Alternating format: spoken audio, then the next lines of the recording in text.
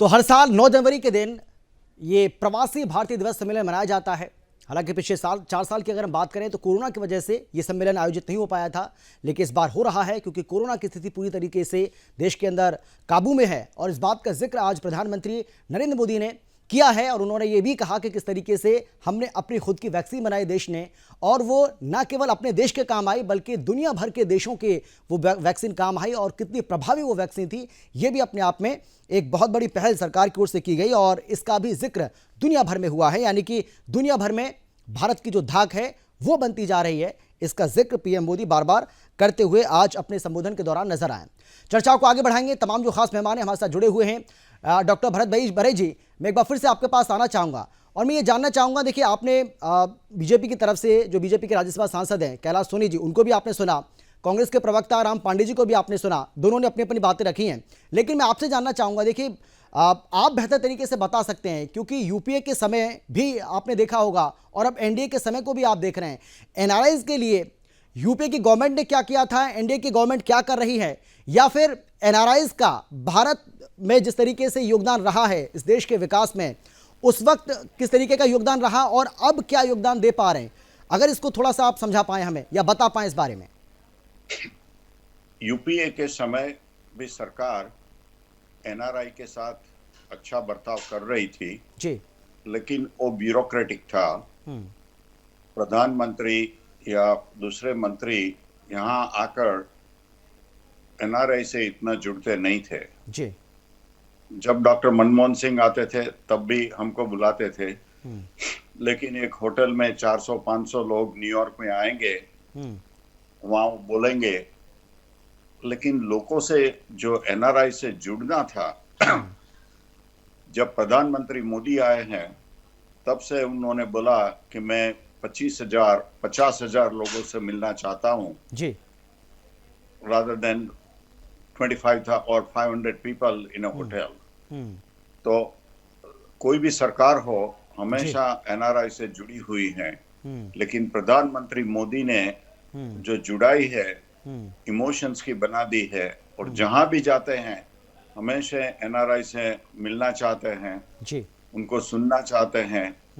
तो एक बाजू वो अपना डिप्लोमेटिक काम करते हैं, प्रमुख से मिलते हैं, प्रधानमंत्री से मिलते हैं, कैबिनेट मिनिस्टरों से मिलते हैं, लेकिन वो एनआरआई से हमेशा जुड़े और उन्होंने जो प्रेम है एनआरआई के साथ सबसे में, सिर्फ अमेरिका में नहीं, वो और विश्वास है। दूसरा बड़ा ये है कि एनआरआई में इंप्रेशन हो गई है और मोदी साहब है भी बिल्कुल क्लीन है, हमेशा मैं देश के लिए काम करूंगा, मुझे देश को आगे ले जाना है।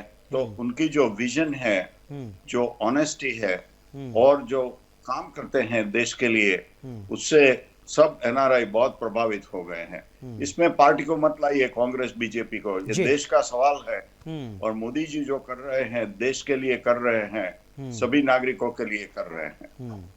ठीक है, राम पांडे जी जवाब दीजिए। बराई साहब को आपने सुना है और किस तरीके से उन्होंने बताया है कि यूपीए गवर्नमेंट और एनडीए गवर्नमेंट में जो एक बेसिक फर्क जो नजर आता है वो क्या है, आपका जवाब। देखिए, जहां तक मैं समझता हूं और आप भी मेरी बात से सहमत होंगे जी, जितने कम लोग होते हैं उतनी मीटिंग ज्यादा अच्छी होती है और जितने ज्यादा लोग होते हैं वो इवेंट होता है, इमोशनल ब्लैकमेलिंग होती है, मोटिवेशनल स्पीकिंग होती है। जब हम 25,000 लोगों से केवल भाषण दे सकते हैं, उनसे हम 1 to 1 चर्चा नहीं कर सकते, लेकिन 500 लोगों की मीटिंग होगी तो हम एक एनआरआई की टेबल पर जाकर भी बात कर सकते हैं। तो इवेंट और मीटिंग दोनों में थोड़ा सा अंतर होता है। और जहां तक हम विश्वास की बात करें, अभी मोदी जी 2047 की नहीं, बात लेकिन कर रहे राम हैं। पांडे जी, अगर आप इसको इवेंट कहेंगे तो ये इवेंट तो आप भी कर सकते थे, आपको किसने रोका था? ऐसा तो है नहीं कि आपके हाथ बंधे हुए थे, आपको किसी ने रोका था? आपको, आपके ऊपर या आपकी गवर्नमेंट के ऊपर, यूपीए की जो गवर्नमेंट थी उसके ऊपर किसी तरह का कोई प्रेशर था? ऐसा तो नहीं था। तो जो काम अभी मोदी जी कर रहे हैं या उनकी गवर्नमेंट कर रही है, इसको आप इवेंट कह रहे हैं तो आप कह सकते हैं, आप कहने के लिए स्वतंत्र हैं, डेमोक्रेसी इस देश के अंदर, लेकिन ये काम आप भी कर सकते थे, आपको किसने रोका था? नहीं, हम इवेंट को हम सही नहीं मानते हैं। हम चाहते हैं कि भाषणबाजी और इमोशनल ब्लैकमेलिंग से काम नहीं होना चाहिए। एनआरआईज के साथ या देश की जनता के साथ दिल का जुड़ाव होना चाहिए। और जहां तक मोदी जी के विश्वास की बात है, तो मैं एनआरआई मोदी जी पर कैसे विश्वास करेंगे मैं थोड़ा सा बता दूं। अभी मोदी जी 2047 की बात कर रहे हैं। मोदी जी के आप भाषण उठाकर देख लीजिए, उन्होंने 2022 में गारंटी ली थी कुछ चीजों की कि 2022 में हर भारतीय का अपना मकान होगा। आज करोड़ों भारतीयों के मकान नहीं है, 2023 आ चुका है। 2022 तक बुलेट ट्रेन दौड़ने लगेगी। बुलेट ट्रेन का अता पता नहीं है। ये मोदी जी के मैं इंटरनेशनल लेकिन ये जितनी बातें आप बता रहे हैं, इनका प्रवासी भारतीयों से कुछ है क्या ताल्लुकात, कोई कनेक्शन है क्या? जी, प्रवासी भारतीय और हम में कोई अंतर थोड़ी है, बस वो विदेश चले गए, उन्हें भी अपनी धरती से लेकिन चर्चा तो हम, लेकिन राम पांडे जी चर्चा तो कुछ और कर रहे हैं ना हम, तो आप मुद्दे से भटक रहे हैं, इसका मतलब प्लीज मुद्दे पर आइए। 2047 में मोदी जी ने कहा है ना, जबकि होना ये चाहिए, मोदी जी के पास जो पावर है वो 2024 तक डिसीजन लेने की है। 2025 में कौन डिसीजन लेगा ये मोदी जी को नहीं पता है। 2024 तक के लिए मोदी जी कह सकते हैं कि मैं ऐसा कर दूंगा वैसा कर दूंगा, लेकिन 2047 की यदि आप बात करते हैं तो आप भ्रमित करने का काम कर रहे हैं। जैसे कहा था कि 2022 तक 100 स्मार्ट सिटी बन जाएंगी, 2022 तक सबका मकान होगा, 2022 तक बुलेट ट्रेन चलेगी, 2 करोड़ लोगों को रोजगार मिलेगा। अब बताइए, स्विट्जरलैंड जैसा देश मात्र जिसकी 70 लाख आबादी है, और मोदी जी 54 देश में गए थे, स्विट्जरलैंड में गए थे, एक 70 लाख की आबादी वाला देश, छोटा सा देश मोदी जी की बात नहीं सुन रहा है। मोदी जी की वो देखा जाए तो स्विट्जरलैंड बार बार इंसल्ट, क्योंकि मोदी जी वहां गए थे काला धन लेने के लिए और वो देश नहीं मान रहा है। यदि वो काला धन मोदी जी लेकर आ जाते, 15-15 लाख सबके अकाउंट में आ जाते, तो आज मोदी जी की इज्जत बन जाती। मैं और आप ये नहीं बोलते कि मोदी जी झूठे प्रॉमिस करते हैं, झूठी घोषणाएं करते हैं, तो किस बात पर विश्वास करें? मोदी जी ने कहा था, भारतीय जनता पार्टी ने कहा था कि डॉलर 1 रुपए के बराबर हो जाएगा, आज 83 रुपए डॉलर है। तो इससे समझ में आ सकता है कि आपसे अर्थव्यवस्था नहीं संभल रही है। 60 रुपए से आप 8 साल में 83 रुपए पर ले गए हैं, तो अर्थव्यवस्था चरमरा चुकी है। आप 80 करोड़ लोगों को मुफ्त अनाज की बात करते हैं, इसका मतलब है अर्थव्यवस्था चरमरा चुकी है। महंगाई आपने 3 गुना कर दी है, 400 का सिलेंडर 1150 में मिल रहा है, तो आपसे अर्थव्यवस्था नहीं संभल रही है। तो भाषण देना एक अलग बात है। मोदी जी भाषण अच्छा दे लेते हैं, लोगों को थोड़ा सा मिसगाइड अच्छी तरह से कर लेते हैं, लेकिन मोदी जी धरातल पर काम नहीं करते हैं। धरातल की जहां बात आती है वहां झूठ बोलते हैं। चलिए जवाब ले लेते हैं जी। कैलाश जी जवाब दीजिए और मैं चाहूंगा कि एनआरआईज को लेकर ही, प्रवासी भारतीयों को लेकर ही आप जवाब दीजिए, क्योंकि उनका यह कहना है कि प्रवासी भारतीयों के लिए भी आप सिर्फ दावा ही कर रहे हैं, सिर्फ भाषणबाजी हो रही है, उनके लिए भी आपने कुछ खास नहीं किया है।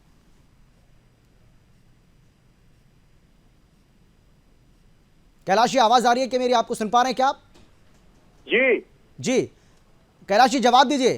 राम पांडे जी ने जो आरोप लगाया उसका जवाब दीजिए प्लीज।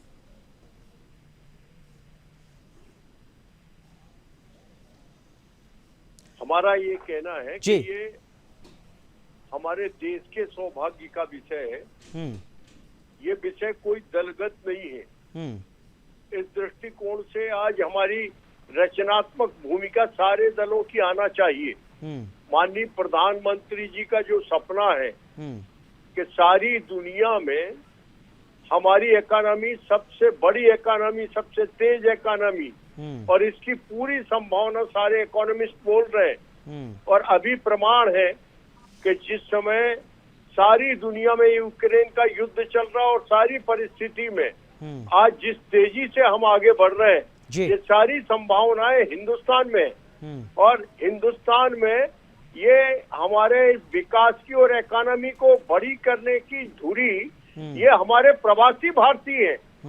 ये प्रवासी भारतीयों को नमन करके और जिस तरह की आज योजना की गई है, सारे हिंदुस्तान और सारे हिंदुस्तान की विशेषताएं, उन सब को उनके प्रति आकर्षित कराने के लिए जो इतना बड़ा आयोजन हमारे देश में हो रहा है, ये वंदनीय है। इनको नमन करके आरोप प्रत्यारोप न करके हम सबको मिल करके इनका सम्मान करके इन्हें हमारी विशेषताओं से अवगत कराने की आवश्यकता है। इन्हें बताने की जरूरत है कि आज चीन पूरा हो रहा है। लेकिन राम पांडे जी, आखिरी कमेंट आपका 10 सेकंड में। हमारे देखिए, हर बात की बुराई, हर चीज की बुराई करना ये भी तो ठीक बात नहीं है भाई। विपक्ष का काम सिर्फ इतना थोड़ी है कि सिर्फ आप बुराई करते रहिए, बुराई करते रहिए। हम बनाते हैं, G20 की मेजबानी भारत को मिलना, G20 की मेजबानी भारत को मिलना, ये काबिल तारीफ है कि नहीं? जल्दी से राम पांडे जी। ठीक है सर, माफी के साथ रोक रहा हूँ कैलाश जी, आपको समय नहीं है मेरे पास सर। को हम अमली जामा पहना सकते हैं, जरूरत मिलती है। चाहे उस देश की पॉपुलेशन 10 लाख हो, कितना भी छोटा देश हो, जो G20 का सदस्य होगा उसको ये मेजबानी मिलेगी और ये मेजबानी हर साल बदलती है। ठीक है बड़े साहब आखिरी कमेंट आपका भी 10 सेकंड में अपनी बात। ठीक है सर बड़े साहब जल्दी से। नहीं, देश में जो प्रगति हो रही है और ऑनेस्टी से लांच रुश्वत के बिना हो रही है, मैं आपको बताऊंगा कि प्रवासी भारतीय दिवस अवार्ड देते हैं, उसकी सिलेक्शन कमेटी में था तो कोई भी एक फोन कॉल नहीं आया, किसी ने प्रेशर नहीं किया कि इसको अवार्ड दो या इसके अवार्ड दो। और 2022 में पद्म अवार्ड की कमेटी में भी मैं था जी, एक भी फोन कॉल नहीं आया किसी का कि इसके अवार्ड दो और उसके अवार्ड दो। वो सब मेरिट पर देते हैं, तो वो मुझे बहुत खुशी है कि सब मेरिट पर अभी अवार्ड दिए जाते रहे जी, rather than प्रेशर और पॉलिटिकल इंटरफियरेंस। ठीक है भाई साहब, बहुत धन्यवाद आपका। राम पांडे जी आपका भी, और इसके साथ ही कैलाश सोनी जी आपका भी हमारे साथ जुड़ने के लिए और चर्चा में शामिल होने के लिए। लेकिन कल इसका समापन होना है और देश की राष्ट्रपति द्रौपदी मुर्मू वहां पर पहुंचने वाली हैं। इसके बारे में भी जो अपडेट होगी वो भी आपको हम बताएंगे। लेकिन बड़ा सवाल यही है कि सरकार की ओर से, हालांकि जिस तरीके से हमने आपको पहले ही बताया कि हर साल इसका आयोजन किया जाता है, साल 2003 से लगातार इसका आयोजन हो रहा है और ये 17वां सम्मेलन है। अब देश को इससे कितना फायदा होगा, क्योंकि सरकार ये कह रही है कि इससे बहुत ज़्यादा फायदा होता है, आने वाले समय में इससे फायदा होगा और एनआरआई से जुड़ने का, उनसे जो अटैचमेंट है उसको और ज़्यादा बढ़ाने का ये जो सम्मेलन है वो काम करता है। 3000 से ज़्यादा लोग इस सम्मेलन में पहुँचे हैं और 70 से ज़्यादा देशों से लोग यहाँ पर आए हैं, तो ये अपने आप में एक बहुत बड़ी बात हो जाती है। वो भी ऐसे समय में जब देश आज़ादी का अमृतकाल मना रहा है, वो भी ऐसे समय में जब देश बहुत जल्द G20 की मेज़बानी भी करने वाला है। ये अपने आप में एक अहम बात हो जाती है और विपक्ष को इस बात को सराहना चाहिए। अब वो सराहेगा या नहीं ये तो आप भी समझते हैं, हम भी समझते हैं कि वो शायद इसको ना सराहे, लेकिन ये एक अपने आप में बहुत बड़ी बात हो जाती है। पीएम मोदी ने 17वें प्रवासी भारतीय सम्मेलन को संबोधित किया, इसमें उन्होंने हिस्सा लिया और इस सम्मेलन को संबोधित करते हुए पीएम मोदी ने कई बड़ी बातें कही। पीएम मोदी ने कहा कि कोरोना महामारी के चलते 4 साल के बाद इस सम्मेलन का आयोजन हो रहा है। मैं 130 करोड़ भारतवासियों की ओर से आपका यहाँ स्वागत करता हूँ। इस दौरान पीएम मोदी ने प्रवासी भारतीयों की जमकर तारीफ की और कहा कि देश के विकास में इनका अहम योगदान है। इससे पहले मध्य प्रदेश के मुख्यमंत्री शिवराज सिंह चौहान ने सम्मेलन को संबोधित करते हुए कहा कि पीएम मोदी के नेतृत्व में एक नए भारत का उदय हो रहा है। कार्यक्रम के मुख्य अतिथि सूरीनाम के राष्ट्रपति चंद्रिका प्रसाद संतोखी ने प्रवासी भारतीय सम्मेलन के लिए पीएम मोदी को बधाई दी।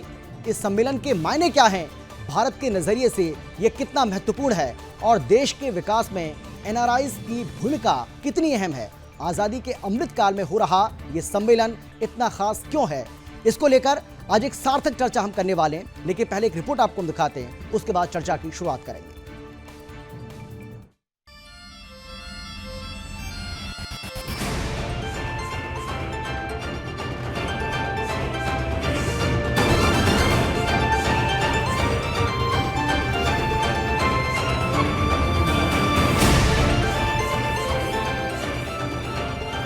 मध्य प्रदेश के इंदौर में प्रवासी भारतीय दिवस सम्मेलन का आयोजन किया गया। विश्व में अपनी विशिष्ट पहचान बनाने वाले प्रवासी भारतीय समुदाय के लोगों को इस सम्मेलन में शामिल होने का अवसर मिलता है। आज ये मंच इतना विशाल रूप ले चुका है कि देश की कई जटिल समस्याओं के हल के लिए उत्तम मार्ग बनता जा रहा है। दरअसल प्रवासी भारतीय दिवस सम्मेलन भारत सरकार का एक प्रमुख कार्यक्रम बन गया है। ये विदेश में रहने वाले भारतीयों के साथ जुड़ने, उनसे संपर्क स्थापित करने तथा प्रवासी भारतीयों को एक दूसरे के साथ बातचीत करने के लिए महत्वपूर्ण मंच प्रदान करता है। केवल इतना ही नहीं, इस प्रोग्राम के जरिए विदेश में रहने वाले भारतीयों को जोड़कर उनके साथ चर्चा करके देश की कई समस्याओं को हल करने में सरकार की मदद करने को कहा जाता है। वहीं देश में निवेश के लिए भी इन्हें प्रोत्साहित किया जाता है। इससे सरकार को काफी सहयोग भी प्राप्त हो रहा है। इस बार भी ऐसी ही उम्मीद की जा रही है। ऐसे में कहा जा सकता है कि भारत के विकास में ये सम्मेलन अपनी खास अहमियत रखता है। 17वां प्रवासी भारतीय दिवस सम्मेलन मध्य प्रदेश सरकार के साथ साझेदारी में 8 से 10 जनवरी 2023 तक इंदौर में आयोजित किया जा रहा है। 4 वर्ष के अंतराल के बाद हो रहे सम्मेलन का विषय diaspora reliable partner for India's programme in Amritkaal है। सोमवार को सम्मेलन का दूसरा दिन है। सम्मेलन का समापन 10 जनवरी को राष्ट्रपति द्रौपदी मुर्मू की उपस्थिति में होगा। सम्मेलन के अंतिम दिन 10 जनवरी को चौथा सत्र केंद्रीय शिक्षा, कौशल विकास और उद्यमिता मंत्री धर्मेंद्र प्रधान की अध्यक्षता में भारतीय कार्यबल की वैश्विक गतिशीलता को सक्षम करना, भारतीय डायस्पोरा की भूमिका पर होगा। 5वां सत्र केंद्रीय वित्त मंत्री निर्मला सीतारमण की अध्यक्षता में राष्ट्र निर्माण के लिए एक समावेशी दृष्टिकोण की दिशा में प्रवासी उद्यमियों की क्षमता का दोहन विषय पर होगा। 10 जनवरी को राष्ट्रपति द्रौपदी मुर्मू प्रवासी भारतीय सम्मान पुरस्कार 2023 भी प्रदान करेंगी। Bureau report, Sudarshan news.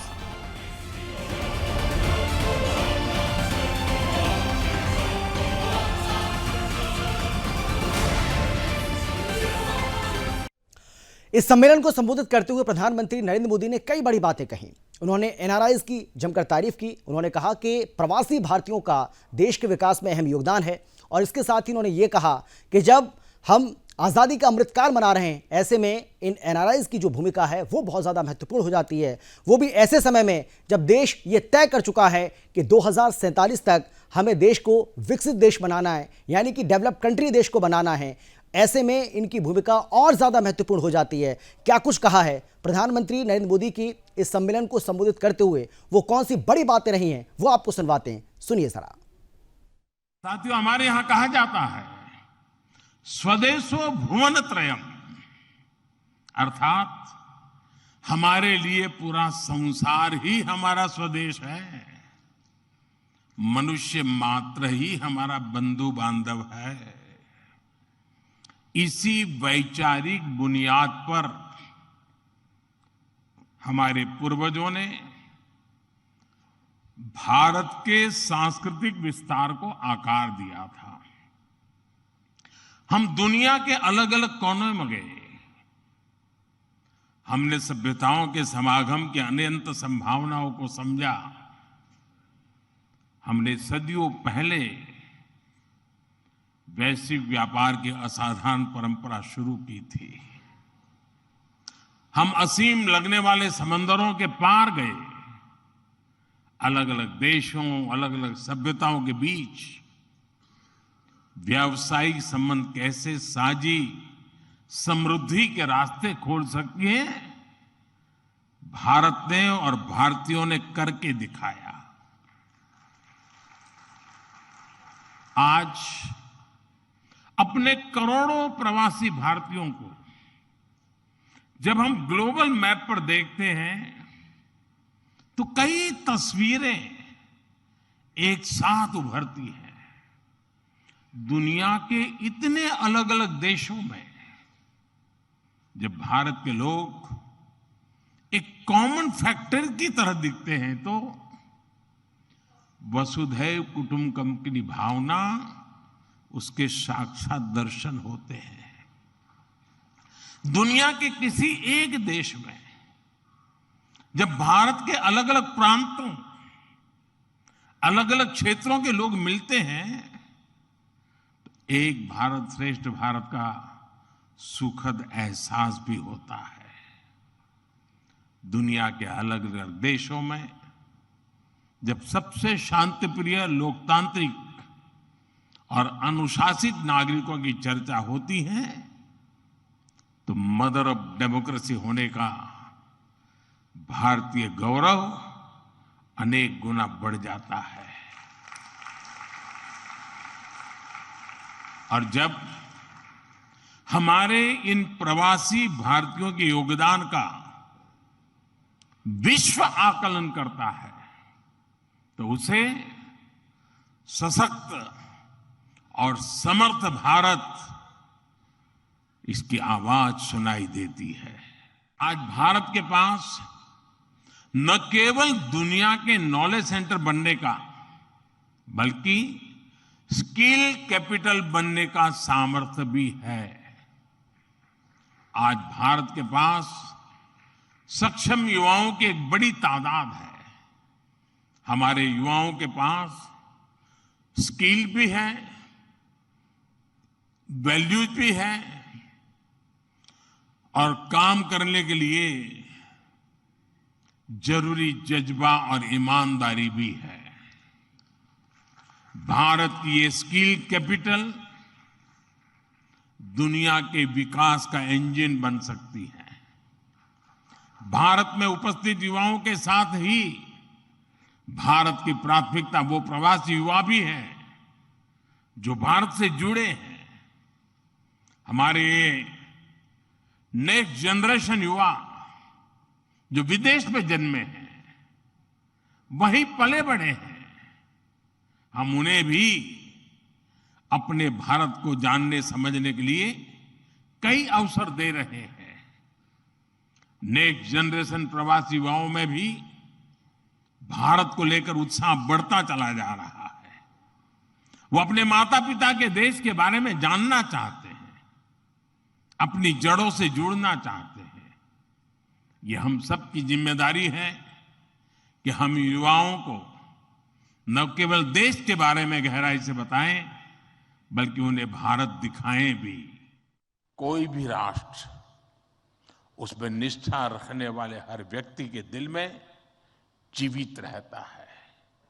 यहां भारत से कोई व्यक्ति जब विदेश जाता है और उसे वहां एक भी भारतीय मूल का व्यक्तित्व या व्यक्ति मिल जाता है, तो उसे लगता है कि उसे पूरा भारत मिल गया। यानी आप जहां रहते हैं, भारत को अपने साथ रखते हैं। बीते 8 वर्षों में देश ने अपने डायस्पोरा को ताकत देने के लिए हर संभव प्रयास किया है। आज भारत का ये कमिटमेंट है कि आप दुनिया में कहीं भी रहेंगे, देश आपके हितों और अपेक्षाओं के लिए आपके साथ रहेगा। तो पीएम मोदी के संबोधन की बड़ी बातें हमने आपको सुनवाई हैं। चर्चा करते हैं बिना समय को गवाए, क्योंकि अब समय बहुत ज्यादा बचा नहीं है, इसलिए चर्चा की शुरुआत करेंगे। लेकिन कौन कौन खास मेहमान हमारे साथ मौजूद है, सबसे पहले उनसे आपको हम परिचय कराते हैं। हमारे साथ डॉक्टर भरत भरे जी जुड़ गए हैं, जो कि एनआरआई हैं, यूएसए में रहते हैं। इसके साथ ही हमारे साथ कैलाश सोनी, बीजेपी के राज्यसभा सांसद हैं, वो भी हमारे साथ जुड़ गए हैं। और इसके साथ ही कांग्रेस के प्रवक्ता राम पांडे जी भी हमारे साथ जुड़ गए।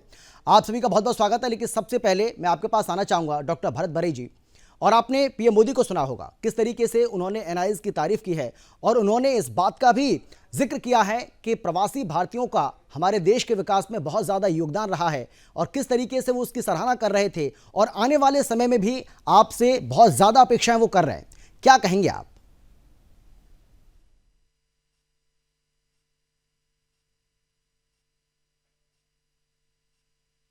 डॉक्टर भरत भरे जी, आवाज आ रही है आपको मेरी? सुन पा रहे हैं क्या? भरे साहब, आवाज आ रही है आपको मेरी? हाँ, पीछे बहुत म्यूजिक आ रहा है। जी जी, चलिए इसको सही कराते हैं। लेकिन आपको मेरी आवाज आ रही है? क्या आपने मेरा सवाल सुना? आपकी आवाज आ रही है जी, मेरा सवाल आपने सुना सर? बहुत आता है जी। Lot of music coming at the back. Okay, ठीक है, इसको ठीक कराते हैं सर, इसको दुरुस्त करा रहे हैं अभी हम। लेकिन क्या आपने मेरा सवाल सुना? नहीं जी। जी सर, मैं आपसे यही जानना चाहूंगा डॉक्टर भरत भरे जी कि प्रधानमंत्री नरेंद्र मोदी ने जिस तरीके से इस बात का जिक्र बार बार किया, और उन्होंने बताया कि प्रवासी भारतीयों का कितना अहम योगदान है हमारे देश के विकास में, और जब ये देश तय कर चुका है कि 2047 तक देश को हमें डेवलप्ड कंट्री बनाना है, ऐसे में आपकी जो भूमिका है वो और ज्यादा महत्वपूर्ण हो जाती है। कैसे देख रहे हैं आप, क्या कहेंगे? हाँ, हम जरूर बोलेंगे कि प्रधानमंत्री ने जो बोला है जी कि भारत देश को एक डेवलप कंट्री बनाना है, तो जब प्रवासी भारतीय काफी देशों में रहते हैं, करीब 70 देशों में, वो सब पूरा योगदान देंगे अपने पैसे से, अपनी टेक्निकल जानकारी से और अपने इमोशन से। काफी लोग जो रिटायर हो रहे हैं वो भारत देश आकर अपनी वॉलंटरी सेवा भी दे रहे हैं। तो हम जरूर योगदान करेंगे क्योंकि भारत देश में काफी लोग इंटेलिजेंट हैं, वो ज्यादा काम करते हैं और हम अपनी जानकारी उनसे बांटेंगे जिससे अपना देश भी आगे आ सके। जी बिल्कुल। ये भी हम आपसे जानना चाहेंगे, भारत सरकार की ओर से एनआरआईज को लेकर जो कुछ भी कदम उठाए जा रहे हैं या बीते दिनों जो कुछ कदम उठाए गए 2014 के बाद खासतौर पर जो कदम उठाए गए हैं, उनको आप कैसे देख रहे हैं सर? प्रधानमंत्री मोदी ने जी भारतीय जो दूसरे देशों में रहते हैं अपने इमोशन से भारत से ज्यादा जुड़ने का काम किया है। पैसे भी ज्यादा मिलते हैं। अभी 2022 में करीब $100 बिलियन प्रदेश से भारत में आए हैं। काफी लोग वहां से उद्योग और अपनी जानकारी देश में ला रहे हैं जी। और अभी भारतीयों जो दूसरे देश में रहते हैं उनको विश्वास है कि देश का काम भ्रष्टाचार बिना भारत के लोगों के उत्थान के लिए हो रहा है। सब भारतीय जो दूसरे देशों में रहते हैं भारत से तो जुड़े हुए हैं। कभी भारत देश हमारे हृदय से तो नहीं जा सकता है, लेकिन ये जो जुड़ाई प्रधानमंत्री मोदी ने की है तो अब लोगों को विश्वास हो गया है। जहां भी प्रधानमंत्री जाते हैं कोई भी देश में, वहां हमेशा वो एनआरआई से मिलते हैं। 2014 में जब आए थे न्यूयॉर्क में, प्रधानमंत्री ने मेडिसन स्क्वायर गार्डन ने जो किया जी, उसके बाद ह्यूस्टन सान होजे में हुआ, उसके बाद ह्यूस्टन में हुआ, और देखो कनाडा है, इंग्लैंड है, ऑस्ट्रेलिया है, जर्मनी है, फ्रांस है, सभी देश में जाते हैं तो हमेशा वो भारतीयों से जुड़ते हैं। जी बिल्कुल। चलिए सर, मैं लौटूंगा आपके पास, लेकिन राम पांडे जी आप कैसे देख रहे हैं? पीएम मोदी को आपने सुना भी होगा, उनका संबोधन आपने सुना भी होगा, पढ़ा भी होगा उसके बारे में। आप कैसे देख रहे हैं सरकार की ओर से जो कुछ भी प्रयास किए जा रहे हैं, खासतौर पर एनआरआईज को लेकर के? और ये लोग भारत से इनका जो अटैचमेंट है वो पहले से ही है, लेकिन लगातार पीएम मोदी की ओर से इस बात का जिक्र किया गया कि भारत के विकास में इनकी बहुत ज़्यादा अहम भूमिका है और इसीलिए इनसे जो जुड़ाव है, जो लगाव है, वो पहले से और ज़्यादा मजबूत होना चाहिए। सरकार की ये कोशिश है।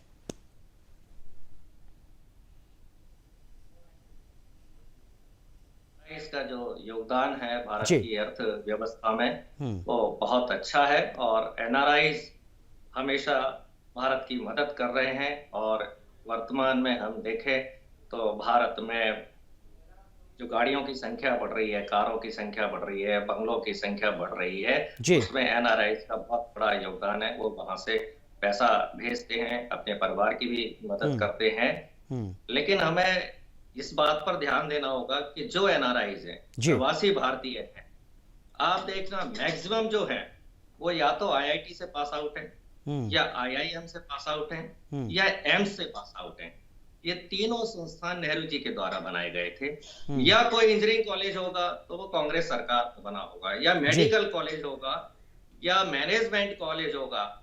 जितने भी एनआरआई आज विदेशों में है तो वो कांग्रेस सरकार का उसमें बहुत बड़ा योगदान है। और ये आईआईटी, एम्स, ये जितने भी संस्थान है, इनमें फीस भी बहुत कम कांग्रेस सरकार के समय रहती थी कि जो मेधावी छात्र हैं वो आसानी से पढ़ाई कर सकें और विदेश में जा सकें, क्योंकि विदेश में जो सैलरी है वो ज्यादा अच्छी मिलती है। और आज हम देखते हैं कि गूगल जैसे संस्थान के जो सीईओ हैं वो भी हमारे भारतीय संस्थानों में पढ़े हुए हैं। अभी इंदौर में जो सम्मेलन चल रहा है, मैं कुछ एनआरआईज के सुन रहा था तो वो बड़े परेशान है और कह रहे हैं कि जो मध्य प्रदेश शिवराज सरकार 3000 एनआरआईज का प्रबंध नहीं कर सकती है, वो कैसे ग्लोबल पावर बनेगी। वहां भगदड़ मची हुई है। जमैका के मिनिस्टर तो वहां से जा भी चुके हैं, वापस चले गए हैं। और जो वहां भीड़ मची हुई है उनसे बोला जा रहा है कि आप ठीक है यूएसए से आए हैं या यूके से आए हैं, आप घर जाकर टीवी पर देखिए। तो जब 3000 लोगों को आप मैनेज नहीं कर पा रहे हैं तो कैसे आप ग्लोबल पावर बनेंगे। और वैसे भी मध्य प्रदेश में पहले भी 5 इन्वेस्टर्स मीट हो चुकी है, 23.5 लाख करोड़ के एमओयू साइन हुए हैं और मात्र 7000 करोड़ धरातल पर आया है, 0.3%। तो सबसे बड़ी बात है कि शिवराज सरकार हो या मोदी सरकार हो, उद्योगपतियों को इन पर विश्वास नहीं है। अभी 8 साल के अंदर करीब 23 लाख छोटे बड़े उद्योगपति नहीं, लेकिन राम पांडे जी, एक तरफ राहुल गांधी कहते हैं कि उद्योगपतियों की सरकार है, दूसरी तरफ आप कह रहे हैं कि उद्योगपतियों पर इस सरकार को भरोसा नहीं है। अब किसकी बात पर यकीन किया जाए, राहुल गांधी की पर या फिर आपकी पर? राहुल गांधी की बात पर की जाए जी। राहुल गांधी जी ने कहा है कि लाखों उद्योगपतियों को नुकसान पहुंचाया जा रहा है। जो मीडियम स्केल जो उद्योगपति हैं, सूक्ष्म लघु उद्योग के जो उद्योगपति हैं, उनको खत्म किया जा रहा है। कुछ चंद उद्योगपति हैं, 2 4 5, जिसमें नंबर 1 पर अडानी जी का नाम आता है, क्योंकि जो भी हमारी सरकारी संपत्तियां दी जा रही हैं वो ज्यादातर अडानी जी को दी जा रही है। अब विदेशी लोग, विदेशी इन्वेस्टर्स कैसे विश्वास करेंगे जो 70 सालों में जो सरकारी कंपनियां खड़ी हुई थी, उन बेचकर जो देश चल रहा हो, उस पर कोई विश्वास नहीं करेगा। ठीक है, जवाब ले लेते हैं। स्वयं 60 देशों की यात्रा कर चुके हैं। ठीक है, 60 देशों की यात्रा करने के बाद भी अच्छा ठीक है सर, जवाब ले लेते हैं। नहीं आ रहा है। हाँ, कैलाश सोनी जी जवाब दीजिए। भाई वो ये भी आरोप लगा रहे हैं, राम पांडे जी, वो कह रहे हैं कि आप ग्लोबल पावर बनने की कोशिश तो कर रहे हैं, लेकिन वहां की जो राज्य सरकार है, यानी कि एमपी सरकार, एमपी गवर्नमेंट ठीक से व्यवस्था नहीं कर पाई है, वो व्यवस्था पर ही सवाल खड़ा कर रहे हैं। देखिए, इनकी दृष्टि जो है इसी तरह से दोष है। इसके कारण इनके समय में जो इकोनॉमिक ग्रोथ है उसके आंकड़े यही बताते हैं कि इनको केवल आलोचना करना, सकारात्मक जो पहले हो रही है आज, इसके संबंध से इनका दृष्टिकोण शुरू से रहा है जी। अभी वर्तमान में जिस ढंग से आयोजन हुआ है, ये इस बात का प्रमाण है।